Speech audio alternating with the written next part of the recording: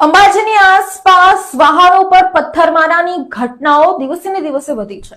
રાજ્યભરમાં અસામાજિક તત્વોનો આતંક વધ્યો છે. ત્યારે ગત રાત્રે અંબાજી નજીક યાત્રાળુઓથી ભરેલી ખાનગી લક્ઝરી બસ પર પથ્થરમારો થયો હતો.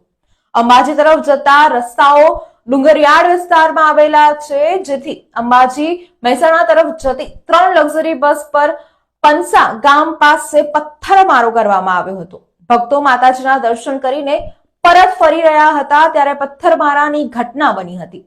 કેટલાક અસામાજિક તત્વોએ બસના આગળના કાચ પણ તોડી નાખ્યા હતા. સદનસીબે આ ઘટનામાં તમામ શ્રદ્ધાળુઓનો આબાદ બચાવ થયો છે.